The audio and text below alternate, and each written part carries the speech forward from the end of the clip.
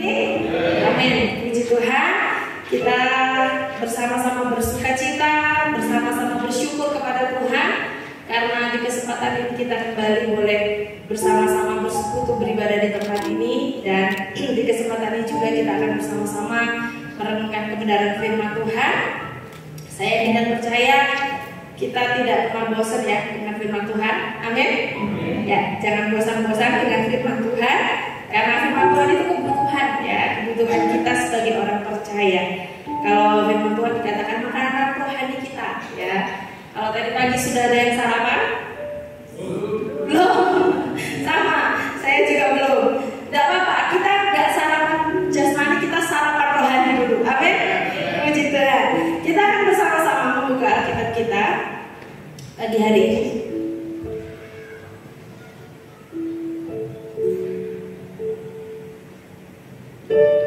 Ya, firman Tuhan akan saya beri tema setia sampai akhir. Kita akan buka di dalam Yohanes pasal 6 ayat yang ke-66. Kita akan baca bersama-sama Yohanes pasal 6 ayat yang ke-66. Ya, di situ saya sudah tuliskan Yohanes pasal 6 ayat yang ke-66. Dalam hitungan ketiga kita akan baca bersama-sama. 1, 2, 3. Mulai dari waktu itu banyak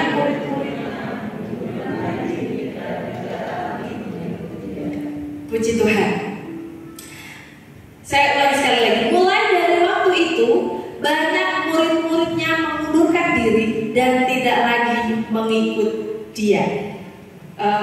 Saya teringat waktu saya masih di kampus ya, Yohanes 6 ayat 66 ya, biasanya tuh kalau kita tahu ya 666 itu adalah lambang Kris, yang artinya apa? Orang yang menyangkal Tuhan gitu ya, dan ayat ini bisa pas gitu ya, 666, bahkan dikatakan murid-muridnya mengundurkan diri dan tidak lagi mengikut dia gitu ya.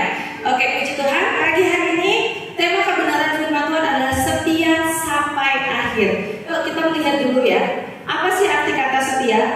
Ya, kenapa Bapak Ibu saya selalu melihat segala sesuatu itu dari arti yang sesungguhnya, karena kita memang menggunakan bahasa Indonesia ya, supaya kita tidak salah mengerti dalam arti yang sesungguhnya itu apa. Ya, arti setia kalau di dalam Kamus Besar Bahasa Indonesia itu dikatakan berpegang teguh pada janji, pendirian dan sebagainya, atau juga bisa dikatakan patuh atau taat. Jadi kalau setia itu adalah orang yang berpegang teguh pada janji atau pendirian. Ya, Bapak Ibu pernah berjanji? Pernah? Kalau berjanji ditepati atau diingkari? Pernah mengingkari, pernah juga menepati ya. Berarti balance ya. Berarti kita belum setia karena belum ini ya, belum berpegang teguh gitu. Kadang-kadang suka meleset gitu ya. Oke, kita mau belajar karena sebagai orang percaya kita juga dituntut untuk kita bisa setia sampai akhir dalam kita mengikut Tuhan. Ya, itu satu tuntutan, satu kewajiban, satu keharusan yang harus kita kerjakan sebagai orang percaya. Artinya apa? Kalau kita dikatakan kita setia, berarti kita berpegang teguh kepada janji kita. Janji mula-mula kita ketika kita kenal Tuhan, kita mulai mengikut Tuhan, kita berjanji untuk kita setia, dan itu kita akan pegang teguh sampai pada akhirnya. Dan selanjutnya kita mau melihat dulu latar belakang Yohanes ini, Bapak Ibu, Injil Yohanes di ayat yang ke-6, pasal yang ke-6. Sebenarnya itu satu perikop ya, dari ayat 60 sampai 66. Itu merupakan satu rangkaian kejadian atau peristiwa di mana pada waktu itu peristiwa ini ya, peristiwa di mana kalau Lembaga Alkitab Indonesia itu menuliskan judul perikop murid-murid yang mengundurkan diri di Galilea.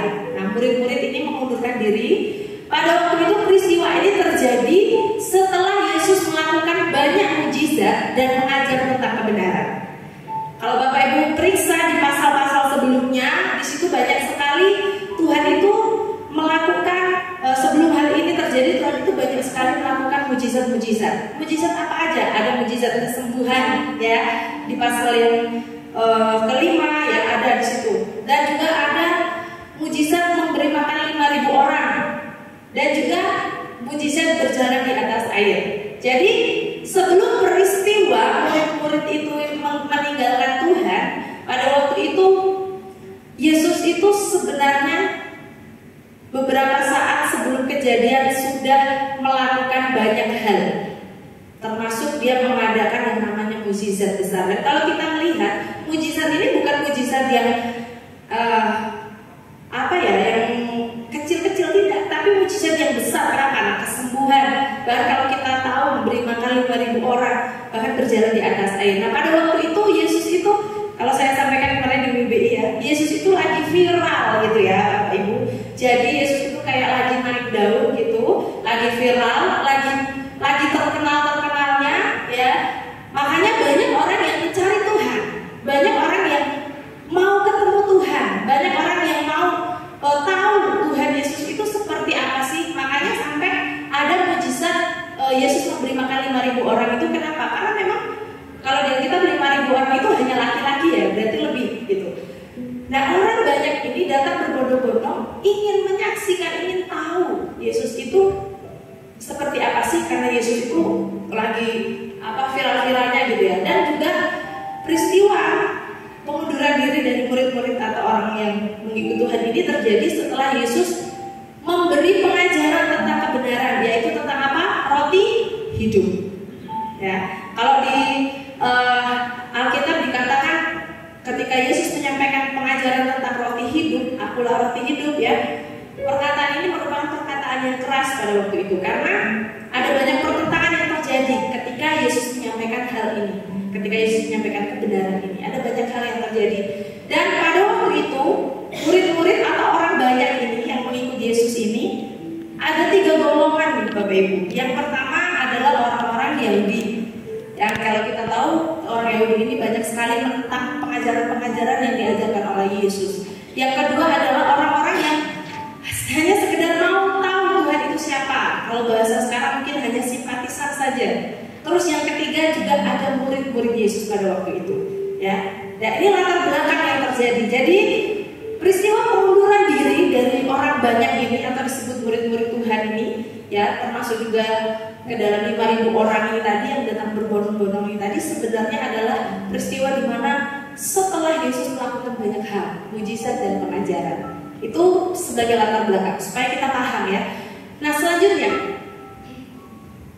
tadi saya katakan bahwa kita sebagai orang percaya, kita dituntut untuk kita bisa setia atau berpegang teguh pada janji di mula-mula ketika kita mengikuti Tuhan. Bahkan kesetiaan yang kita miliki itu kita harus pertahankan sampai akhir. Ini kita sering sekali mendengar ya, bahkan juga kalau di pujian-pujian juga sering ya kita menyanyikannya ya. Mau setia sampai akhir, mau setia sampai mati, itu banyak sekali. Kenapa? Karena memang ini tuntutan sebagai orang percaya. Ketika kita sudah berkomitmen untuk kita mengikuti Tuhan, bagaimana kita bisa terus setia, ya. Dan untuk kita bisa setia sampai akhir, itu ada caranya Bapak Ibu. Kenapa? Karena hal ini bukannya sesuatu yang gampang ya buat setiap hidup kita. Kita nggak gampang untuk bagaimana sih kita bisa tetap terus setia ya. Padahal tadi saya tanya, pernah berjanji? Pernah mengingkari? Pernah menepati? Pernah juga. Nah bagaimana kita sebagai orang percaya kepada Tuhan untuk kita tetap atau kita selalu setia kepada Tuhan dan tidak terjadi seperti murid-murid pada waktu itu, seperti orang-orang yang berbondong-bondong untuk mengikut Tuhan pada waktu itu. Karena dikatakan di ayat yang ke-66, mulai dari waktu itu banyak murid-muridnya mengundurkan diri. Artinya apa? Mereka tidak setia sampai akhir. Mereka tidak setia mengikut Tuhan sampai kepada kesudahannya. Di tengah jalan mereka memilih untuk mengundurkan diri. Nah, kita sebagai orang percaya ada 2 hal Bapak Ibu, supaya kita bisa tetap setia, kita mengikut Tuhan, kita mengiring Tuhan sampai pada akhirnya nanti. Kalau Tuhan bilang apa? Ketika kita setia, Tuhan akan mengaruniakan mahkota kehidupan untuk hidup kita. Nah, yang pertama yang harus kita lakukan adalah kita harus mengubah motivasi kita dalam mengikut Tuhan. Mengubah dalam arti hal atau motivasi yang salah ya Bapak Ibu. Kalau ada motivasi yang salah dalam hidup kita selama kita mengikut Tuhan, kita mau mengubah bersama-sama. Supaya apa? Supaya kita bisa tetap setia di dalam segala keadaan. Nah, di ayat yang ke-26, dikatakan Yesus menjawab mereka, "Aku berkata kepadamu, sesungguhnya kamu mencari aku bukan karena kamu telah melihat tanda-tanda, melainkan karena kamu apa Bapak Ibu? Telah makan roti itu dan kamu kenyang." Dari ayat ini kita bisa melihat mengapa banyak orang, murid-murid pada waktu itu mengundurkan diri dan tidak lagi mengikut Tuhan. Ternyata mereka ketika mencari Tuhan atau mengikut Tuhan, mereka punya motivasi yang salah. Yang mereka cari itu bukan Tuhannya, tetapi berkatnya. Makanya Tuhan katakan, kamu cari aku itu bukan karena kamu mau ketemu aku, bukan karena kamu lihat tanda-tanda itu, tidak. Tetapi karena kamu sudah makan roti itu dan kamu kenyang. Makanya kamu mau datang lagi, biar supaya kamu kenyang terus, berkat terus. Murid-murid pada waktu itu memiliki motivasi yang salah Bapak Ibu. Karena motivasi yang ada dalam hidupnya itu sehingga dikatakan orang banyak itu mengundurkan diri, ya, tidak mengikut Tuhan lagi. Motivasinya hanya berkat, makanan supaya aku kenyang, supaya aku dapat berkat yang melimpah. Sehingga apa? Ketika ada sesuatu hal yang terjadi, mereka tidak kuat karena mereka tidak mencari sumbernya, tetapi mereka cari berkatnya. Selanjutnya, nah, yang menjadi pertanyaan dalam hidup kita, apa sih yang menjadi motivasi kita dalam mengikut Tuhan selama ini? Kita cek masing-masing ya Bapak Ibu, karena kita dalam proses belajar ya. Kita coba lihat apa ya yang jadi motivasi selama ini, dan apa yang harus diubah supaya kita menjadi orang-orang yang tidak berhenti di tengah jalan, tetapi kita bisa mengikut Tuhan sampai akhir. Apakah selama ini kita hanya cari berkatnya? Karena di ayat yang ke-26 dikatakan, Yesus menjawab mereka, "Aku berkata kepadamu," seperti tadi ya, "sesungguhnya kamu mencari aku bukan karena kamu telah melihat tanda-tanda." Ya, bukan karena itu, tapi karena mereka sudah makan, mereka kenyang, akhirnya mereka, wah, berarti kalau mengikut Tuhan nih, aku pasti selalu diberkati Tuhan ya, berkatnya pasti banyak nih. Makanya aku mau cari Tuhan, aku mau ikut Tuhan. Nah, motivasi yang salah ketika mereka, murid-muridnya pada waktu itu, mereka hanya cari berkatnya. Nah, yang harus kita rubah apa? Motivasi kita ganti dengan apa? Bukan cari berkatnya, tapi cari sumbernya. Amin. Kita ketika kita memutuskan untuk kita percaya kepada Tuhan, untuk kita mengikut Tuhan, kita harus punya motivasi yang benar. Bukan hanya berkat, tetapi kita lebih dari itu, kita mencari sumbernya, yaitu Yesus Kristus. Kenapa? Ayat yang ke-34 sampai yang ke-35. Bapak Ibu cek masing-masing Alkitabnya ya, saya akan bacakan. Maka kata mereka kepadanya, "Tuhan, berikanlah kami roti itu senantiasa." Ya, mereka itu sudah jelas pengennya apa? Roti, makan, berkat, supaya mereka kenyang. Tapi Tuhan jawab apa? Kata Yesus kepada mereka, "Akulah roti hidup. Barang siapa datang kepadaku, ia tidak akan lapar lagi. Dan barang siapa percaya kepadaku, ia tidak akan haus lagi." Nah, ini loh yang Tuhan mau Bapak Ibu. Kalau murid-muridnya pada waktu itu, orang-orang yang percaya kepada Tuhan, mereka hanya sekedar memiliki motivasi untuk cari berkatnya. Tapi di ayat yang ke-35 Tuhan katakan apa? Ini loh aku. Kamu gak usah cari berkatnya. Ini loh aku, berkat yang sesungguhnya itu. Aku ini loh roti hidup. Kalau kamu cari aku sumbernya, kamu gak akan lapar lagi.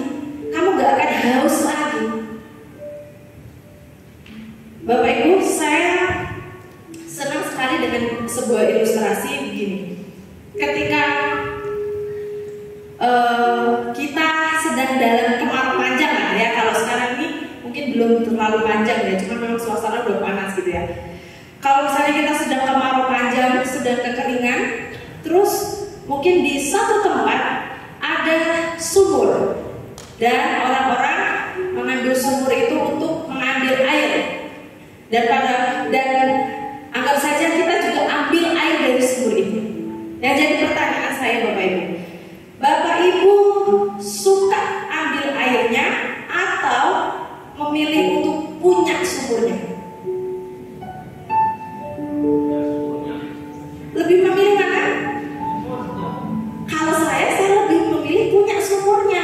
Kenapa? Kalau kita hanya kejar airnya, mungkin hari ini kita ambil, kita bawa pulang, kita pakai habis. Besok kita capek ambil lagi, kita bawa pulang, kita pakai habis. Tetapi kalau kita punya sumurnya, sumber air itu tidak akan pernah habis.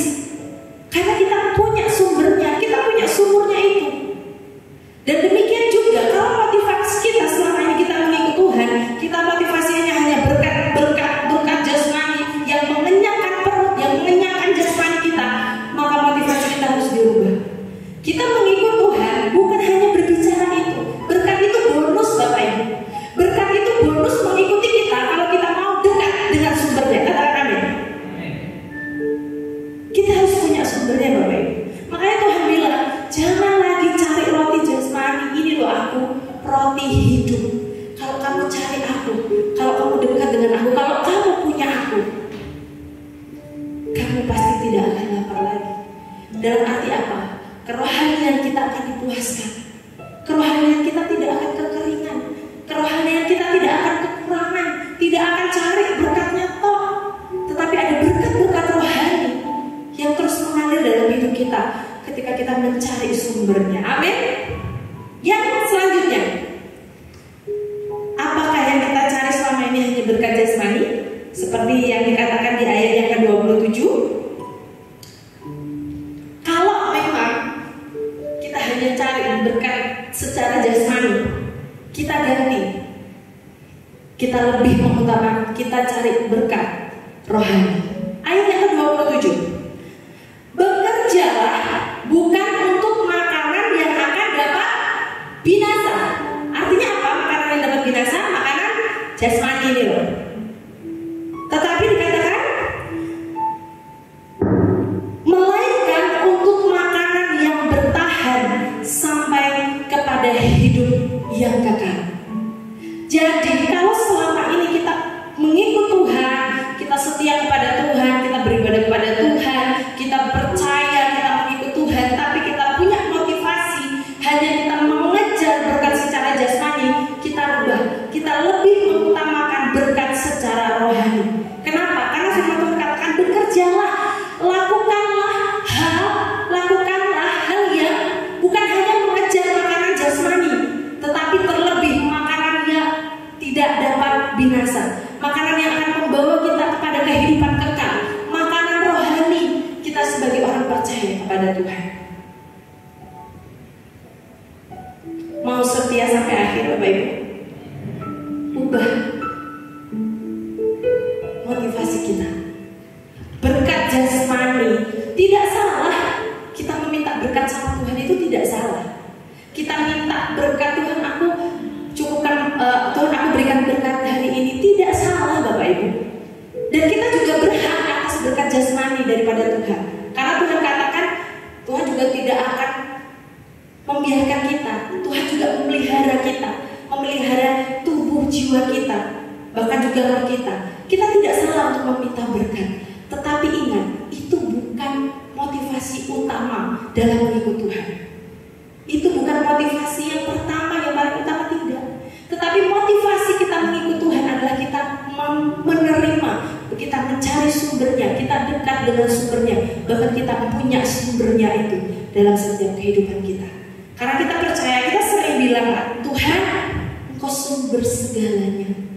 Tuhan, Engkau sumber kekuatan. Tuhan, Engkau sumber perlindungan. Nah, kalau tahu seperti itu, kita carilah sumbernya. Supaya apa Bapak Ibu? Supaya kita tidak kehabisan terus, tapi ada sumbernya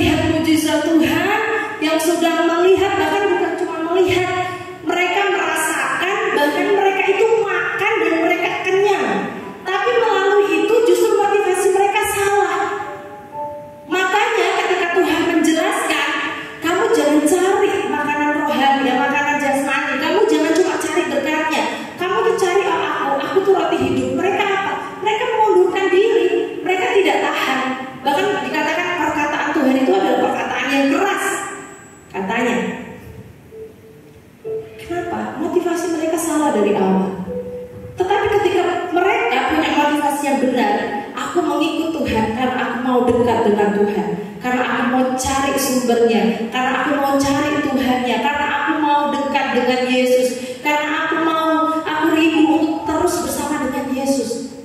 Maka dalam segala keadaan pun, apapun yang Tuhan ajarkan, apapun yang Tuhan kasih tahu, apapun yang Tuhan berikan, dia akan terima. Karena dia tidak melihat bonusnya, dia tidak melihat berkatnya, tapi dia melihat kepada Tuhan, Sang Sumber segalanya. Maka pernyataan ini Bapak Ibu selaras dengan Matius 5 ayat yang ke-33. Ini kayaknya kita sudah hafal semua ya, tanpa bacaan kita baca bersama-sama. 1, 2, 3. Amin. Tetapi carilah dahulu kerajaan Allah dan kebenarannya, maka semuanya itu berbicara apa Bapak Ibu? Semua itu berbicara semua, berkat rohani, berkat jasmani, berkat materi, berkat semuanya akan mengikuti, akan ditambahkan kepada kita kalau kita mendahulukan sumbernya. Kalau kita mendahulukan kerajaan Allah dan kebenarannya. Kerajaan Allah bukan, kalau di firman Tuhan dikatakan, hal kerajaan surga bukan berbicara tentang makan dan minum. Bukan itu. Hal kerajaan surga berbicara tentang apa? Tentang kerohanian kita. Jadi ketika kita mencari dahulu kerajaan Allah, dan jangan ditinggalkan, bukan hanya sekedar kerajaan Allah, tetapi juga kebenarannya. Nah, pada waktu itu, ketika murid-murid ini, orang-orang yang meninggalkan Tuhan ini, mengikut Tuhan, dan Tuhan tahu mereka punya motivasi yang salah, Tuhan mengajarkan kebenarannya. Tuhan menyampaikan kebenarannya. Kalau mungkin saya gambarkan dengan kata-kata yang sederhana ya, mungkin Tuhan bilang, nah, janganlah punya motivasi yang salah. Kamu cari aku jangan cuma cari berkatnya kok. Tapi ini loh kebenarannya. Kebenarannya kalau aku itu adalah sumber segalanya. Jadi kamu harus cari aku. Tapi murid-muridnya apakah mereka terima? Lebih banyak yang mengundurkan diri dan tidak terima ketika Tuhan menyampaikan apa yang menjadi kebenarannya. Mereka mulai meninggalkan Tuhan. Oleh sebab itu, pagi hari ini saya mengajak kita semua. Sekali lagi saya katakan, berkat jasmani itu tidak salah. Kita meminta berdoa kepada Tuhan, memberkati pekerjaan kita, memberkati usaha kita, memberkati apa yang kita kerjakan supaya kita diberkati, itu tidak salah. Tetapi yang harus kita ingat, bukan itu tujuan utama kita dalam mengikut Tuhan. Tujuan utama kita bagaimana hati kita, kerohanian kita, bagaimana iman kita akan terus dibangun di dalam Tuhan. Oleh sebab itu kita cek, apakah kita punya motivasi yang benar atau salah. Kalau punya motivasi yang salah, kita belajar berubah. Mulai hari ini kita ambil keputusan, oke Tuhan, aku sekarang mau mengutamakan Engkau. Aku mau lebih mencari Engkau, sumber segalanya dalam kehidupanku. Yang kedua, ketika kita mau mengubah motivasi kita yang salah, kita cari berkatnya, kita berubah, kita cari sumbernya. Dan yang kedua, selain motivasi kita yang salah, kita juga harus mengubah pola pikir kita yang salah. Nah, maksudnya seperti apa sih? Di FA kayaknya kita bahas ya tentang transformasi, perubahan. Ada perubahan karakter, ada perubahan pola pikir juga ya kemarin. Nah, kita di dalam kita mengikut Tuhan, kita juga harus punya pola pikir yang benar. Pola pikir itu kan cara pandang, cara kita menyikapi sesuatu, ya. Bagaimana cara kita berpikir untuk kita menerima atau kita menyikapi, merespon sesuatu yang terjadi dalam kehidupan kita. Itu kita juga penting Bapak Ibu. Makanya kita harus punya pola pikir yang benar.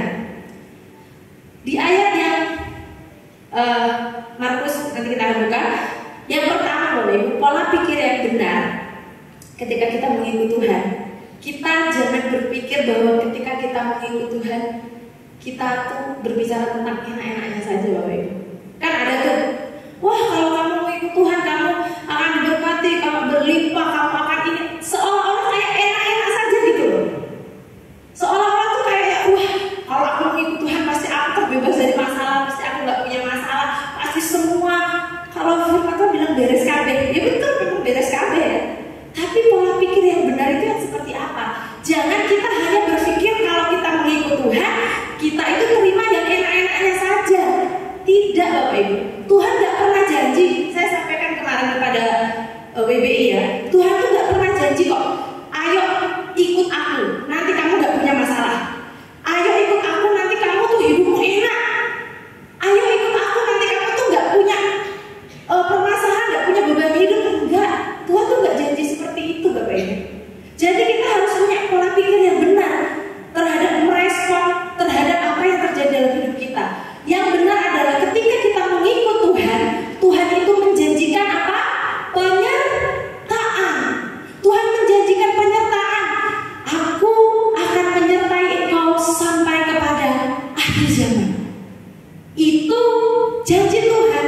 Jadi ketika kita memutuskan untuk kita mengikut Tuhan, kita menjadi orang Kristen yang percaya kepada Tuhan, kita mengiring Tuhan, kalau kita mau setia sampai akhir, ubah pola pikir yang salah. Kita harus punya pola pikir yang benar. Ketika kita mengikut Tuhan, bukan berbicara enak-enaknya saja, tapi ada hal juga yang harus kita terima, yang mungkin menurut hidup dan daging kita itu tidak enak. Tetapi kalau kita punya respon yang benar, kita punya pola pikir yang benar, kita akan berkata, Tuhan Yesus baik. Amin.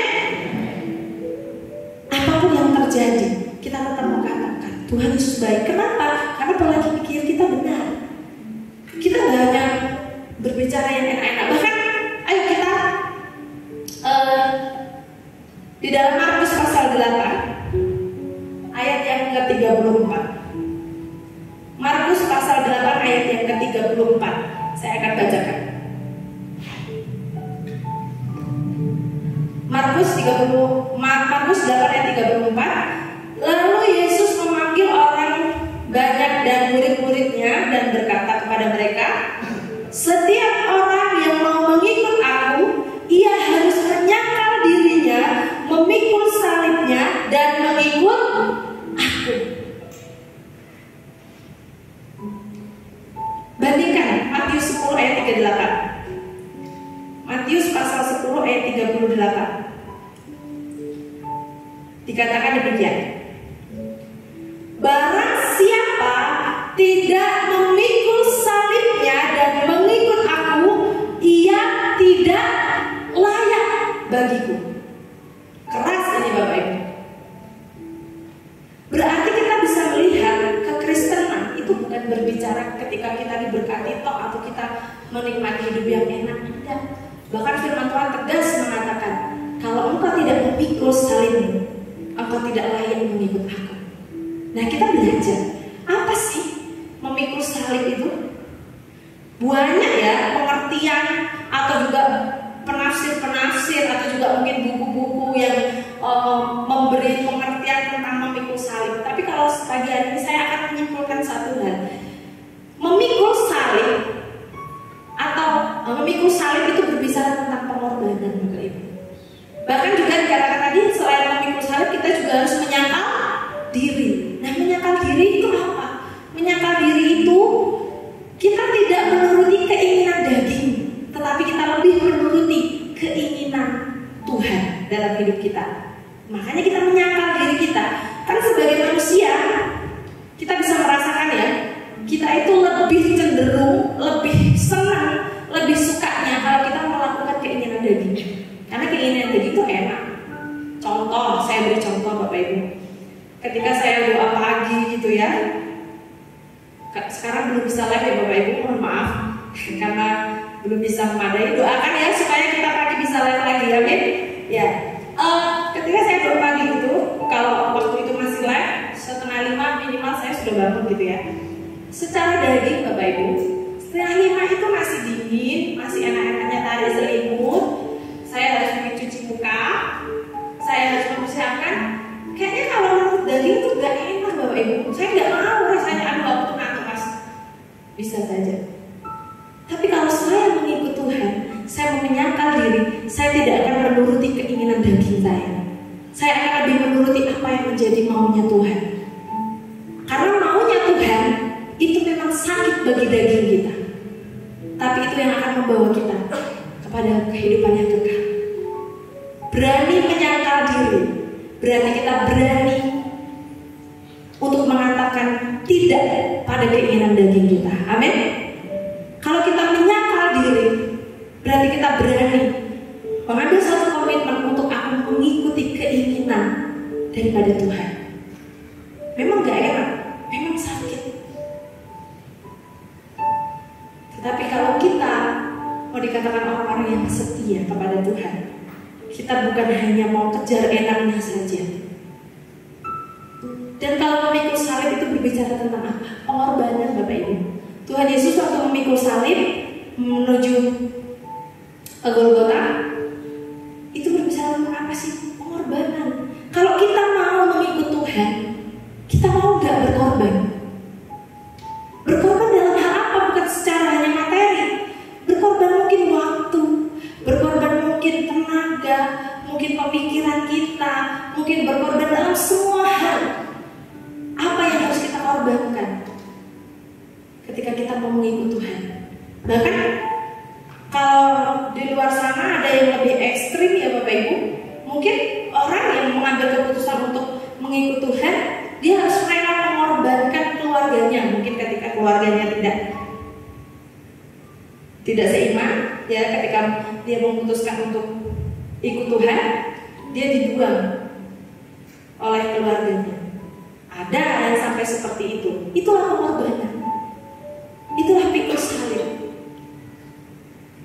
Jadi pagi hari ini kita harus punya pola pikir yang benar, supaya ketika hal-hal yang mungkin menurut kita tidak baik terjadi dalam hidup kita, kita tidak menjadi meninggalkan Tuhan, kita tidak mengundurkan diri dari hadapan Tuhan, kita tidak kecewa dan meninggalkan Tuhan. Tetapi kita punya pola pikir, oke Tuhan, dalam mempertahankan iman dan mengikut Engkau, kalau aku mau layak, aku harus pikul salib dan aku harus menyangkal diri. Pikul salib itu bukan berbicara tentang penderitaan. Kalau misalnya kita nggak punya uang, bukan Bapak Ibu. Pikul salib itu berbicara pengorbanan untuk mempertahankan iman kita. Pikul salib itu berbicara tentang bagaimana kita bertahan dalam segala penderitaan yang ada. Kita tetap bertahan untuk mempertahankan iman kita sampai pada akhirnya. Itu berbicara tentang pengorbanan, memikul salib. Pernah dengar kata-kata ini? Pernah dengar? Pernah baca? Pernah? Pernah lah pasti ya. Setia itu mahal. Betul? Setia itu mahal Bapak Ibu. Makanya kalau kita mau jadi orang yang setia, kita juga mau bayar harga. Dengan apa? Kita nyata diri dan mikul salib. Setia itu mahal karena hadiahnya sorga, bukan kipas angin. Mau setia sampai akhir? Amin. Bawa pikir kita Bapak Ibu. Kalau ada di antara kita pagi hari ini kita berpikir mengikut Tuhan itu enak-enak terus, mengikut Tuhan aman-aman terus, mengikut Tuhan itu tenang-tenang terus, kita salah.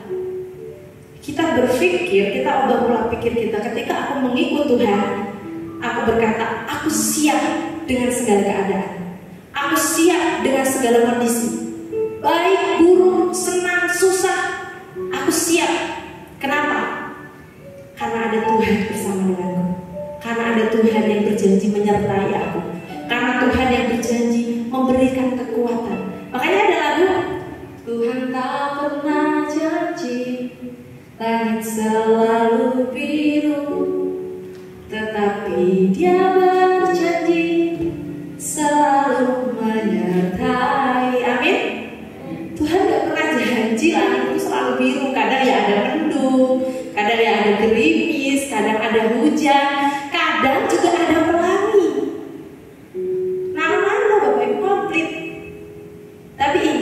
janji penyertaan Tuhan itu akan selalu ada dalam hidup kita.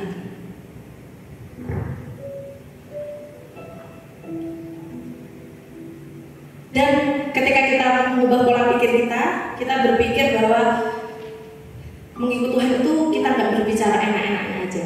Yo enaknya pasti ada karena Tuhan menjanjikan damai sejahtera, sukacita dalam hidup kita itu pasti. Tapi bukan itu yang jadi prioritas dalam hidup kita.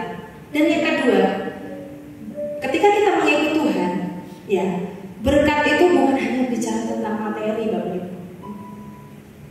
Bukan hanya sebatas itu. Tetapi berkat itu berbicara secara holistik, Bapak Ibu, menyeluruh. Artinya apa? Berkat itu dari seluruh aspek kehidupan kita, Tuhan itu memberkati, baik suka, duka, baik itu senang ataupun susah. Kita harus punya pola pikir, semua yang datang dalam hidup kita itu adalah berkat, Bapak Ibu. Markus 8 ayat yang ke-36. Markus pasal 8 ayat yang ke-36 dikatakan, apa gunanya seorang memperoleh seluruh dunia tetapi ia kehilangan nyawanya? Gak ada gunanya, Bapak Ibu. Bapak Ibu mungkin boleh punya kedudukan yang tinggi, punya jabatan yang tinggi, punya segalanya, punya hal-hal yang wah, boleh Bapak Ibu. Tetapi apa gunanya kalau kita kehilangan nyawa kita?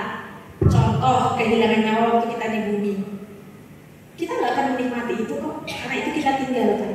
Dan yang lebih parah lagi, ketika kita kehilangan nyawa, kita tidak sampai kepada di surga. Itu lebih bahaya lagi. Artinya apa? Ketika kita mengikut Tuhan, ketika kita cari Tuhan, berkat itu berbicara banyak hal. Berbicara tentang mungkin kesehatan kita, itu juga berkat. Saya ambil satu contoh, Bapak Ibu. Contoh kecil, kalau berkat itu nggak selalu harus materi, uang, kekayaan, kemewahan, tidak selalu berbicara itu.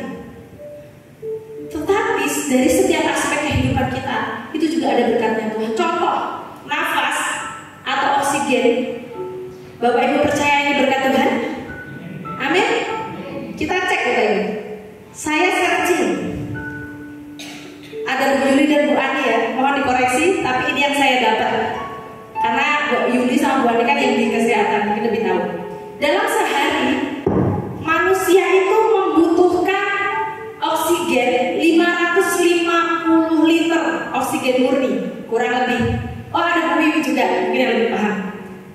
Dan 1 liter oksigen kalau di Indonesia itu dijual dengan harga 25.000.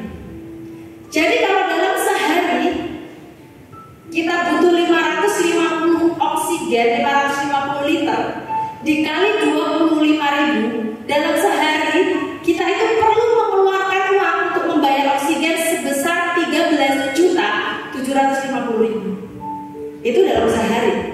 Dalam seminggu 7 hari, 7 dikali 13.750 dalam seminggu, kita harus membeli oksigen sebanyak 96.250.000. Dalam sebulan 30 hari, kita harus mengeluarkan uang sebanyak 412.500.000. Yang terakhir dalam setahun. Kemarin waktu saya pakai kalkulatornya itu sampai error. Gak tahu itu nolnya lagi gitu ya. Dalam setahun 355 hari, kita harus mengeluarkan uang sebanyak 5.018.750.000 dalam setahun. Saya mau katakan, orang kaya mana yang sanggup setiap hari beli oksigen? Gak ada. Sekaya apapun kalau dia harus beli oksigen setiap hari, lama-lama juga harganya akan habis. Kalau dalam sehari aja kita harus membayar 13 juta, Bapak Ibu. Tapi itu Tuhan kasih gratis buat kita. Pernah kita bayar oksigen kepada Tuhan? Pernah Tuhan minta, kamu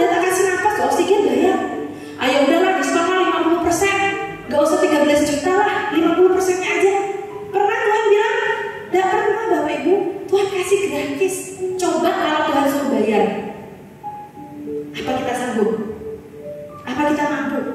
Setiap hari kita harus mengeluarkan uang 13 juta. Mungkin Pak Edi juga akan bangkrut ya kalau belum pikir setiap hari gitu ya. Pola pikir harus benar. Kita menyikapi berkat Tuhan itu dari seluruh aspek hidup kita. Bukan hanya kita berbicara materi, ketika kita diberkati banyak uang, ketika kita punya segalanya, itu kita diberkati Tuhan. Enggak Bapak Ibu, apapun yang ada dalam hidup kita, sampai saat ini kita masih bisa berdiri, kita masih bisa bernapas, itu juga berkat yang luar biasa bagi kemuliaan Tuhan kita. Jadi kita harus punya pola pikir yang benar di dalam Tuhan. Supaya apa? Supaya ketika keadaan itu mungkin buruk yang terjadi dalam hidup kita, kita tidak kecewa dan kita tidak meninggalkan Tuhan. Kita harus setia sampai akhir Bapak Ibu. Apa gunanya kita punya semua kalau kita kehilangan nyawa kita? Nggak ada gunanya Bapak Ibu.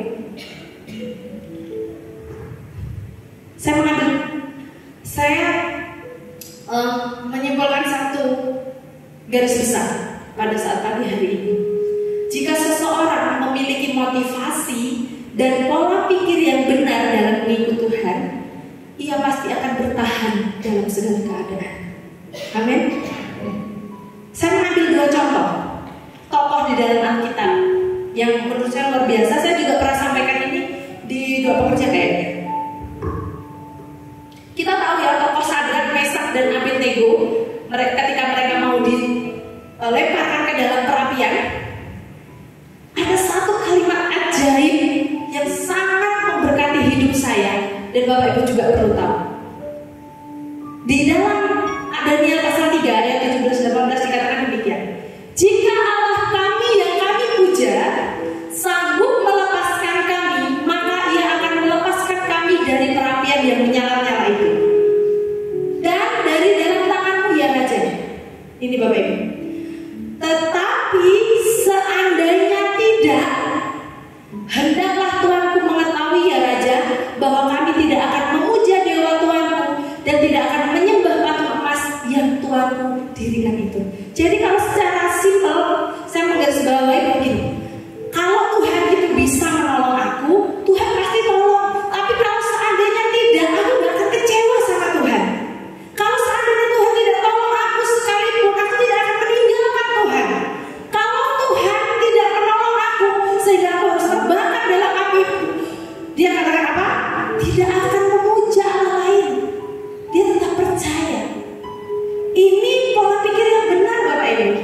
Kalau di dalam Tuhan kita hanya berpikir yang enak, kita berpikir berkat, ya lemah iman kita. Ada keadaan buruk yang datang sedikit, kita nyalain Tuhan. Ada keadaan yang buruk yang terjadi, wah Tuhan itu kayaknya gak berkati aku deh, Tuhan tuh kayaknya gak nolong aku. Tetapi contoh Sadrak, Mesak dan Abednego, api sudah di depan mata pun dia sanggup bilang, kalaupun Tuhan gak tolong aku gak akan sembah Tuhan lain. Kita berani menyatakan ini, amin? Harus berani Bapak Ibu, ambil keputusan. Kalaupun Tuhan tolong aku, Tuhan pasti akan tolong. Kalaupun seandainya Tuhan tidak tolong aku, tidak mungkin memberkati aku, mungkin Tuhan itu seakan-akan tidak ada, aku tidak akan menyembah Allah lain. Ini pola pikir yang benar. Supaya apa? Ketika masalah yang ada dalam hidup kita hadir hal-hal yang mungkin sepertinya itu buruk terjadi dalam hidup kita tidak akan pernah meninggalkan Tuhan karena kita punya pola pikir yang benar. Yang terakhir, contoh ini sering sekali juga kita dengar, Ayub pasal 2 ayat 9 sampai yang ke-10. Ini kemarin Pak Edi juga menyampaikan ya. Maka berkatalah istrinya kepadanya, masih bertekunkah engkau dalam kesalehanmu? Kutukilah Allahmu dan matilah. Tetapi jawab Ayub apa? Engkau berbicara seperti perempuan gila. Apakah kita mau menerima yang baik dari Allah, tetapi tidak mau menerima yang buruk? Nah, yang jadi pertanyaan Bapak Ibu, apa Tuhan itu kasih hal yang buruk dalam hidup kita? Kalau dari ayat ini berarti Tuhan kasih hal buruk dong. Kan Ayub bilang, kalau kita mau menerima yang baik, masa kita nggak mau menerima yang buruk? Berarti Tuhan kasih yang buruk dalam hidup kita. Ya gitu ya, benar-benar konsepnya. Yang dimaksud Ayub seperti ini. Ketika kita mau menerima yang baik dari Tuhan, kita juga mau menerima hal yang terburuk sekalipun menurut hidup kita.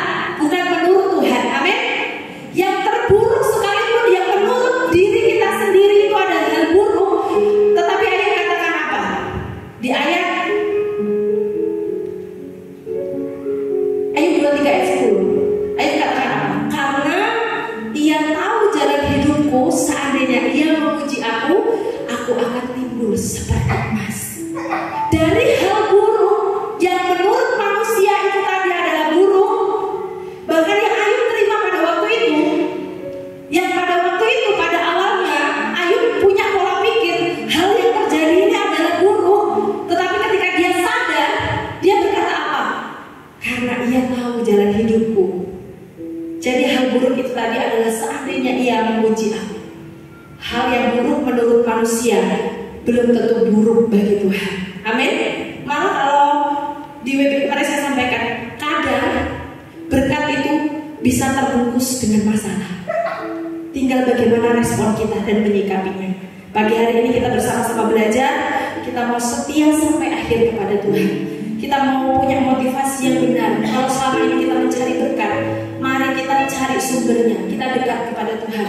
Kalau pola pikir kita saat ini, kita hanya berpikir yang enak-enak saja, kita mau yang enak-enak saja kepada Tuhan, kita mau yang hanya berkat-berkat materi, uang, kekayaan. Salah Bapak Ibu. Kita ubah pola pikir kita supaya kita menjadi orang yang kuat. Kita bisa menghadapi segala keadaan, segala situasi, apapun, bahkan mungkin hal yang terburuk itu terjadi dalam hidup kita. Kita tidak akan goyah, kita tidak akan meninggalkan Tuhan. Bukan seperti orang-orang yang sudah menikmati mujizat Tuhan tadi. 5.000 orang yang sudah menerima, merasakan dia kenyang oleh roti. Tetapi ketika Tuhan kasih tahu kebenarannya, kamu mengikut aku jangan cari berkat, tetapi cari aku. Tetapi dia memilih untuk mengundurkan diri dan meninggalkan Tuhan. Bagaimana? Motivasi dan pola pikir kita sudah benar? Sudah benar? Amin. Jika sudah benar, pertahankan Bapak Ibu. Tapi jika masih salah, kita ubah bersama-sama. Amin. Puji nama Tuhan. Ya, tetap setia di segala keadaan Bapak Ibu. Miliki motivasi dan pola pikir yang benar dalam mengikut Tuhan. Karena di dalam Wahyu pasal 2 ayat 10 dikatakan, hendaklah engkau setia sampai mati, dan aku akan mengaruniakan kepadamu mahkota kehidupan. Puji nama Tuhan. Saya undang pemain musik untuk maju ke depan. Kita bersama-sama